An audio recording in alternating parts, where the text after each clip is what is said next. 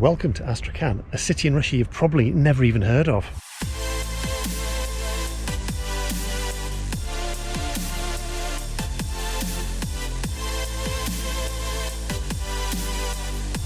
So here I am in Moscow's Domodedovo airport, and I've been living in Russia now for about 9 months in the city of Kazan, but I've not really seen much outside of the major cities. So starting for today on this trip, I'm going to be visiting some of the lesser known cities, probably cities most people outside of Russia have never heard of, places like Ekaterinburg, Krasnodar, Volgograd, but today I'm starting with Astrakhan.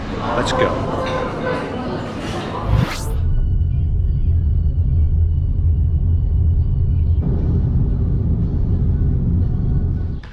So here I am in Astrakhan, just leaving the hotel, and in front of me, the mighty River Volga.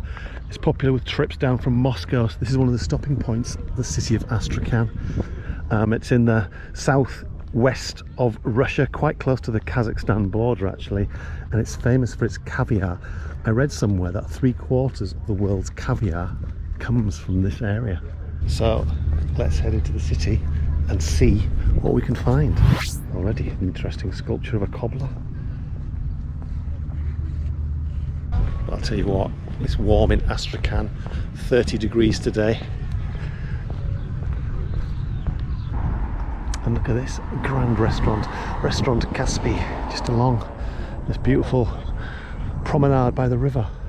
So this building behind me is the wedding palace, but I think, although I can't be 100% sure, it used to be one of the major banks of the city. Now the wedding palace. You know, one thing I've learnt about living in Russia for about 9 months is, even though not many people smile on the streets, hardly anyone actually, once you get to know them, they're some of the friendliest people you can ever meet. I made some good friends back in Kazan. Oh, look over there, a Russian warship. But there you are, 1941 to 1945, World War II, or the Great Patriotic War, as the Soviets called it then. Look at that. And there it is back in its heyday, doing some battling, I think. A lot of young kids in some sort of uniform. I don't know what's happening. So I'm just walking past this like leafy boulevard near the river. But look at these buildings. Back in the day, Astrakhan became like an important trading centre. It sort of linked Europe and the Far East and all sorts of things that have come through here. Some merchants would have built their palaces here.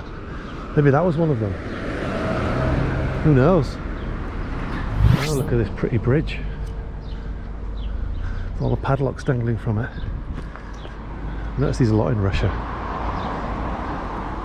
Pavel and Olesia. Now I know you can't see, but I'm being harassed by flies. That's not good. Look at this though. Just an old wooden building. I hope they don't destroy it. Hope they keep it somehow. What a shame that'd be to lose this. The heritage of Astrakhan. But I'm actually heading this way, 10 minutes, to the State Circus. Look at that sign. Soviet Red Star, 1941, 1945. So yeah, even though circuses are sort of dying out in the UK, hugely popular in Russia. And here you can see sea lions, you can see bears riding bicycles, if you like that sort of thing, acrobats, fire dancers, everything, all happening in the circus. But here is a Vechnaya Pamyat, like a war memorial, I think. Or was it peace memorial? The doves. Just caught a glimpse behind one of these buildings of what looked like an amazing Orthodox cathedral. So that's where I'm going. Just passing another amazing wooden house. Look how traditional they look. And there's the cathedral I'm trying to get to. Wow. Feast your eyes on what I can see here. Golden domes, a bit like St. Basil's. Red sandstone. Looks amazing. So I've just left that magnificent cathedral, crossing over the bridge, but just stumbling on like a produce market. So the old ladies from the villages come down here and sell their stuff. fountains. It's got some fish. So this is the Cathedral of the Assumption. And apparently it was the third church built in Russia after ones built in Moscow and St. Petersburg. But unfortunately, every way to get in seems blocked and barred. It looks a bit derelict, maybe. What a shame. So I'm just passing the drama theatre, heading more or less back into the centre of the city, I think. I've spotted like a tall, either a mosque or a church spire or something like that. That's what we're going to go investigate next. So these are the things that you can go and see at the drama theatre. Oh, it's definitely a church spire. And yet another war memorial. This one's not the Second World War, it's from 1919 to 1921, so after the revolution, just at the start of the Soviet Union. Maybe fighting the Ottomans. What a shame I can't climb it, that would have been a good view. Oh well. So just on my way towards the Astrakhan Kremlin, passing, looks like a government building. They love these grand signs, 1717. And you can see some of the domes there of the Kremlin cathedrals. Let's have a look. Look how great that looks.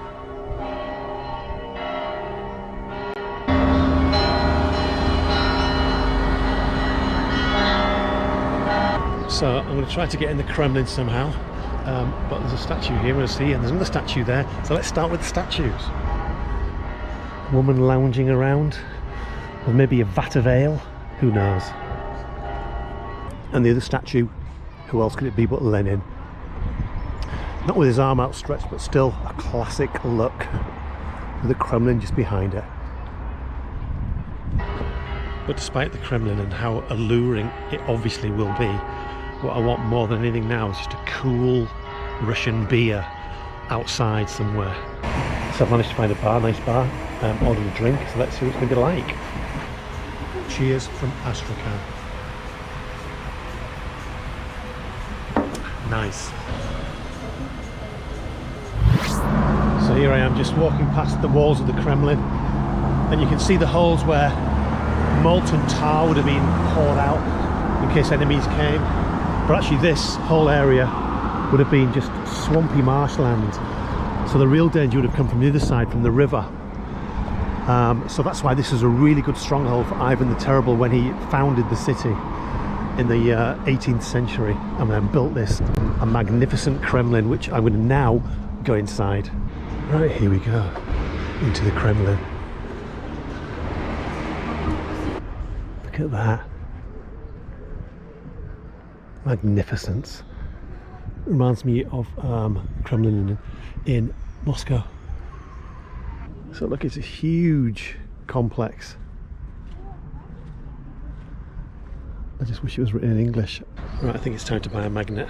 I always get one as a memento in any Russian city I come to. Let's have a look for one. You see the caviar on these. So I think I'm going to go for this one with both the sturgeon and the caviar on. 100 rubles, £1. Spasiba, spasiba. So the city's on the River Volga and its population is about 500,000, and it's actually the lowest city in Russia. I think it's like 92 feet below sea level, and it was founded in 1556 by Ivan the Terrible, who came here and thought the waters were from the fountain of eternal life. So this is the Red Gate Tower, and it says on it, Astrakhan, the south outpost of Russia's 16th and 17th centuries. The flies I was talking about are getting relentless. I don't know if you can see them. They're buzzing in my ear, they're going in my mouth. They're like little tiny, I don't know what they are, but they're not nice. So to escape them, I'm going to try to go inside.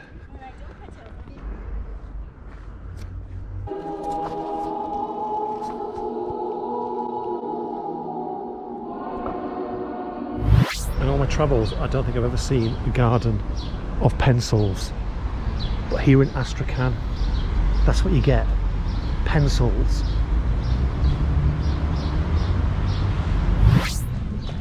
So it's about 8 o'clock in the evening, and look at the promenade now.